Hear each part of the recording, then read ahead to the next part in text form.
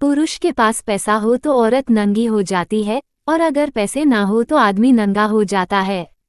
जब कीर्ति से मेरी शादी की बात चल रही थी तो लगता था कि ये वही लड़की है जिसे भगवान ने मेरे लिए बनाया है।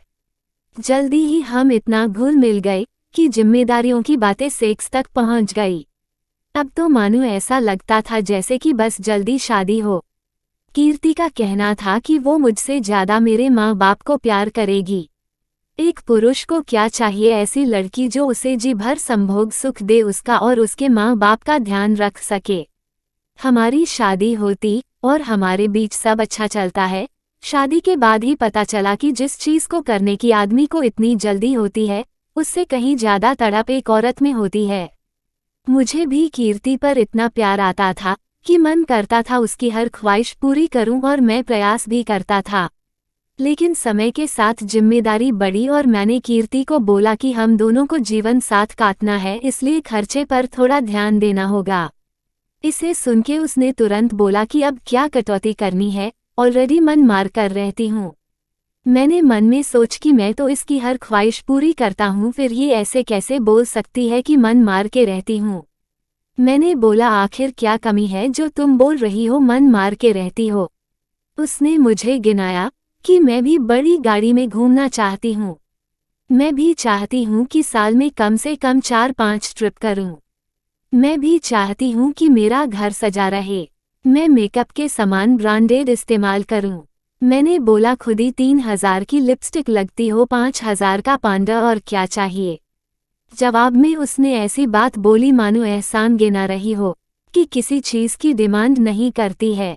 और मुझे खुद पर आत्मग्लानि होने लगी कि मेरी पत्नी की ख्वाहिश में पूरा नहीं कर पा रहा। मैंने दोबारा बात नहीं की इस बारे में, और साइड में भी 2-3 काम करना शुरू किया जिससे एडिशनल अर्निंग हो जाए। तभी उसका बर्थडे आने वाला था। उसने एक ड्रेस पसंद की थी दुकान पर जिसकी के 12,000 थी।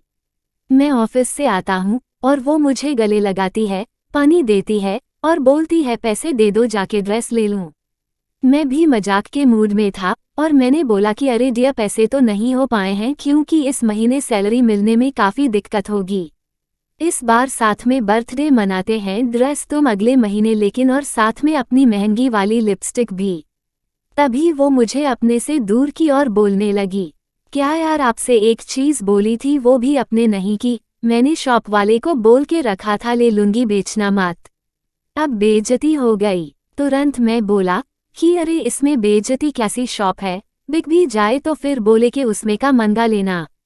अच्छा महंगा लूंगी, और जो मैंने अपने फ्रेंड्स को बोला है कि मैं बर्थडे में वही ड्रेस पहनूंगी उसका क्या ये मेरी बेइज्जती नहीं है।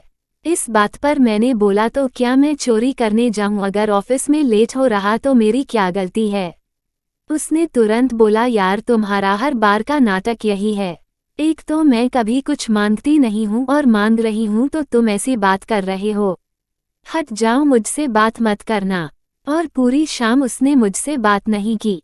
रात में भी ठीक से खाना नहीं बनाया और बेडरूम में चली गई। मैं भी सोने वाला था और उसे 12,000 रुपये ड्रेस के और 10,000 पार्टी के दिए।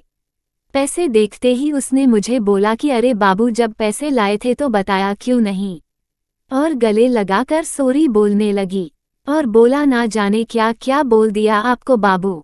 मैंने कुछ बोल नहीं, सो गया। अगले दिन सुबह उठते हो उसने मुझे सॉरी बोला और करीब आके सेक्स करने की कोशिश की, पर इस बार मेरा अंदर से मन भी नहीं था, मैंने उसे मना कर दिया। ऑफिस जाते टाइम उसने मुझसे बोला गलती हो गई, माफ कर दो। मैंने बोला गलती तुमसे नहीं हुई है, मुझसे हुई है। तुम मुझसे प्यार करती ही नहीं, तुम्हें बस मेरे पैसे से प्यार है। और मैं ऑफिस आ गया और सोचने लगा कि आजकल लड़कियां ऐसी है कि अगर मेरे पास पैसा है तो वो मेरे लिए नंगी हो जाएंगी, और अगर मेरे पास पैसे ना हो तो मुझे नंगा कर देगी। शाम को घर आया पर बात नहीं कि मैंने 3 दिन बाद उसका बर्थडे था, अच्छे से मनाया। और घर आके बोला कि अब बेंगलोर में नहीं रहूंगा, मैंने ऑफिस से वर्क फ्रॉम होम लिया है। अब मैं गांव चलकर माँ बाप के साथ रहूंगा। उसने बोला अरे क्यों, वहाँ इतनी दिक्कत है, लाइट नहीं रहती है। फिर मैंने बोला कि ठीक है, माँ बाप को यहाँ बुला लेते हैं। इस पर जवाब आया कि अरे वो यहाँ आएंगे तो उनका मन नहीं लगेगा, बड़ी बड़ी बंद बिल्डिंग ने गांव के खुले मौसम में रहने वाले कहाँ रह पाएंगे। मैंने बोला बस इसीलिए उनके पास जाना क्योंकि वो मुझसे बिना किसी कंडीशन के प्यार करते हैं। मेरे पैसे पर तुमसे पहले उनका अधिकार है। ऐसा बोल के मैंने सामान पैक किया और बोला चलना है तो चलो, यहाँ रहना है तो यहाँ रहो। उसने चलने को मना कर दिया। मैंने भी उसे वहीं छोड़ के घर आ गया। घर आके ने पापा और माँ को बात बताई तो उन्होंने मुझे ही गलत समझा, पर मैं सच्चाई जानता था। उसे बुलाया पर वो नहीं आई। कुछ दिन में पैसे भेजता था, लेकिन 4 महीने बाद जब उसने एक बार ये भी बोला कि उसे भी साथ आके रहना है, तो मैंने भी पैसे देने बंद कर दिए। जैसे ही पैसे बंद हुए उसका असली चेहरा सामने आया।